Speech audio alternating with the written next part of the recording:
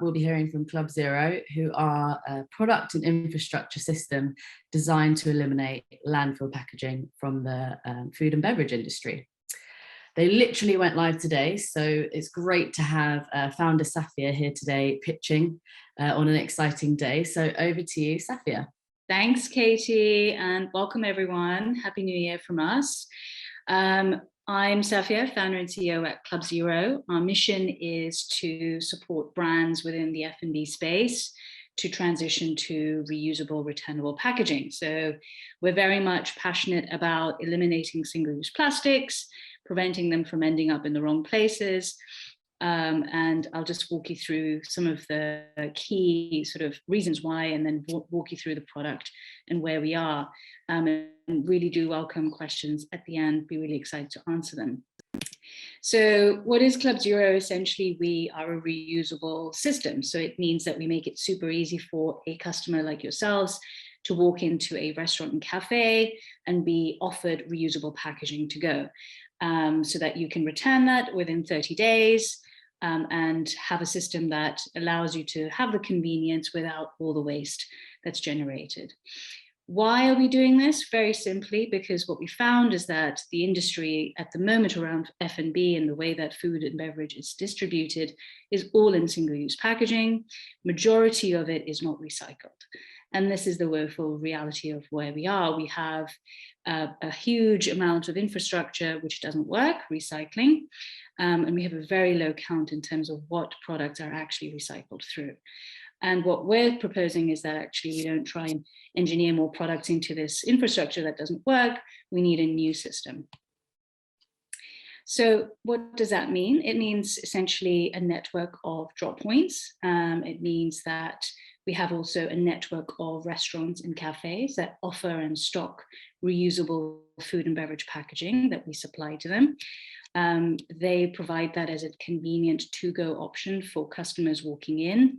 Anybody who wants to use CLUBZERØ has to pre-register. And we've seen about 69% increase just last month in terms of our user growth, which is amazing. We work with the likes of major brands such as Just Eat on the delivery side, which means not only do you have the option to walk into a restaurant or cafe, you also have the option of opting in for delivery direct to your home. So you don't even have to leave the sanctuary of your home, which is great. So all of that waste that would be generated either on the go or in your home situation would be completely eliminated. The experience is amazing. You have quality food and beverage containers that you consume from, as opposed to thin-walled plastics, which don't end up being recycled and don't really retain much quality and heat. So the overall experience is far more greater. We have a 95% return rate of our packaging. We're one of the market leading in that capacity. We have a huge infrastructure that sets up convenience. So this is in the King's Cross area. Do try it out. Tell us how it's going, what you think. At the moment, we have an 8.4 out of 10 average score from our users. And we have a 20% conversion, which means 1 in 5 people coming into a food and beverage outlet is opting in for CLUBZERØ, which is great. Hence why we're on Seedrs, because we want to now grow this network. Our ambition is to expand beyond King's Cross, grow this across London, and we've got many partners in the pipeline, many big brands that we're currently speaking to roll this out for. And this is where you come in. This is the support we're looking for in terms of our growth. We've already achieved over 800,000 orders to date, which is quite amazing. We want to, of course, increase that rapidly. There's a lot more work to be done. And we've already saved over 48 tons of CO2 from entering the atmosphere already. And we can actually provide you with our life cycle assessment, which is how we study and record our impact and our measurement. The market in terms of comparisons, you might be wondering, is how expensive is this? It's the same price as compostable packaging. So where brands are spending money on carefully identifying compostable or packaging which can go into landfill and be biocomposted, etc., we're the same price point. So it's comparable for most brands. That's great. We're already on that path of doing something that's a bit more sustainable. They're the ones who usually come to us and are interested. So I think that covers most of what I wanted to engage with everybody here, but really excited to take questions from the audience. I'm sure there'll be a few. We have materials available for on request from our page. And our investors already include VCs such as Seedcamp, RGA Ventures, Atomico. We recently brought in a ex-Tesla and ex-Impossible Foods US investor. So really keen to have people within the food and logistics and operational perspective who can bring something more than just funding as well. Very keen to engage with them, as well as, of course, open this up as an opportunity to the public. Thank you. Thank you so much, Safia. Great pitch. We do have some questions coming through. So how have you marketed yourself up until now, and how do you plan to in the near future? Most of our marketing efforts, I mean, internally we have an amazing team. We work out as a brand what we represent is about zero waste and permeating the culture around zero waste. So that's across messaging, socials, influencer marketing. But really the most effective for us is working with our host clients or our brands, as most of the conversion is taking place at that point when someone comes in and places an order or grabs something to eat. That's when the sort of in-person marketing is really critical. So we focus a lot with what we call brand ambassadors. So we have a whole host of them, and we deploy them to activate different host locations and get them on board. It worked really well with UCL, which was one of our biggest university campuses, a big Gen Z population. So we do a blend of online as well as physical brand ambassador activations. That's what I would say is a combination of both. Great, thank you. Someone's asked, has this rolled out to Just Eat in the whole of England? London only for London for now, okay. Yeah. Someone has asked, what is the biggest challenge that CLUBZERØ is facing? I would say one of our, I mean, you think about the packaging space out there are so many archetypes, there's so many different sizes, shapes and forms, and there's no sort of one size fits all. So it's hard to, I would say the speed of execution would be so much better if we had a fleet of, 24 different packaging sizes to offer the market.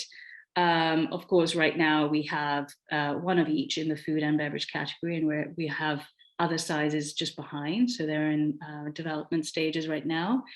So the thing that we always get is requests for everything from small containers, pizza boxes, tumblers, half pints, full pints, and it's just trying to keep up with the variety and the range that the market would want to see as a comprehensive set for reusable packaging. So that kind of beast of growth is what we envisage happening. It just can't happen overnight because there's an awful lot of testing and validating that we need to do along the way.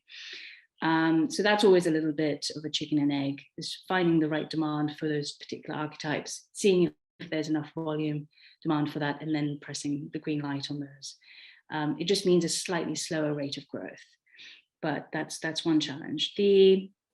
I guess the other part is in terms of any product that you envisage starting. So if you look at the likes of electric cars, and you look at the likes of Tesla, and now we're at a point where 25% of consumers are buying electric only. That journey took about 8 to 9 years to mature to a point where you had that tipping point of consumer interest. So we're still seeing, I think, we're still in that phase of reuses now becoming exciting, but it hasn't gone full on mainstream. We're not seeing, for example, 20% conversion across every single high street, food and beverage takeout place.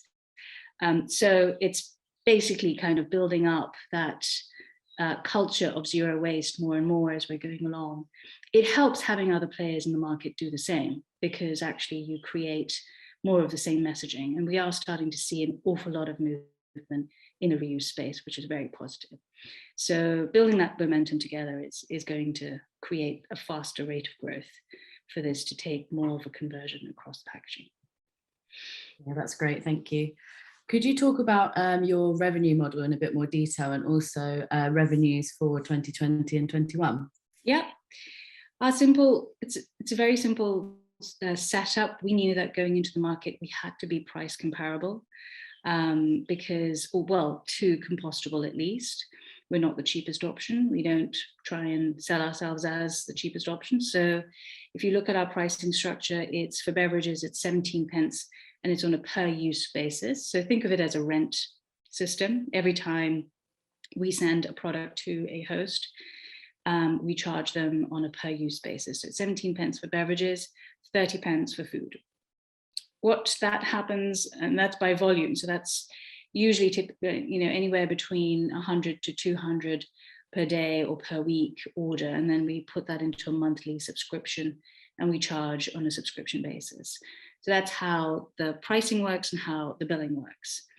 It isn't a pay-as-you-go system. I should probably reinforce that. So it's not based on how many you use. It is a subscription, the same way as phone tariffs work. You ask for a certain volume and we make sure that that volume is delivered to you over that period of time. And then we manage the operations to make sure that the quality of service is optimal.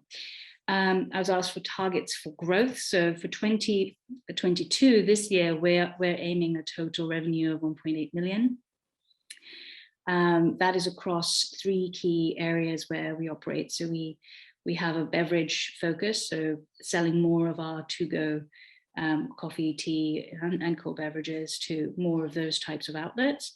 Food, so this is actually diverse across different types of menus and different types of restaurants.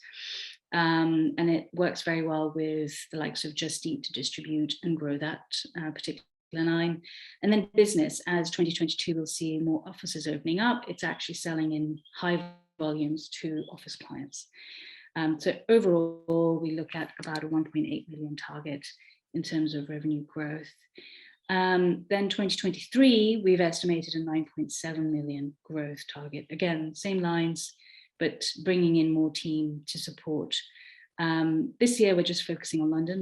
We're not going anywhere. So really maximizing, building the team, as I mentioned, across the city of London. We've already launched in King's Cross. We've placed our partnerships with the likes of Just Eat, First Mile, who do all our distribution, and working alongside more public sector businesses like We London and different councils, so like Camden Council, etc., just focusing on London growth. However, next year, what we're going to be doing is looking at multi-city expansion, which is why the 9.7 million. Nice, thank you. Are there any opportunities in the future for brands to brand their packaging? Because I think sometimes absolutely. Yeah. Oh gosh, yeah. So maybe I should have been a bit clearer. We have our own packaging lines because it's very accessible and inclusive. You don't have to be the likes of a big high street brand to be able to get involved in a reuse system. That's why we've produced and engineered off the shelf. Well, it's our off the shelf. We produce them and design them and manufacture them ourselves, but those are our standard lines. We are working with brands completely to have their own third-party packaging in our system. So for us, it's really about the system and establishing the system as a seamless way for customers to operate. That system takes our product lines, it takes other branded own packaging lines, and it also takes other businesses such as other forms of reuse, food and beverage companies that might be operating. We invite them to also return that packaging to the same network that we set up. So we become an entire system which is more seamless. And the reason why we do that is because we are optimizing for customer experience. We don't want 5 different operators trying to do the same thing, becoming very complicated and complex. Rather, we just want to create this as an open system that enables reuse to really flourish and becomes convenient, which is the ultimate goal. See it in the same way as distributed electric and charging points. You can park up your car and charge anywhere, whereas some have kind of blocked, whereas our entire idea is that we open up the market and we become the agnostic provider. Nice, thank you so much. Very exciting. That is all we have time for today, I'm afraid. But thank you so much for pitching, and thank you to everyone for your questions. I will be sending up a follow-up email this afternoon with links to all of the pitches today and a recording if you just join now. So thank you, Club Zero.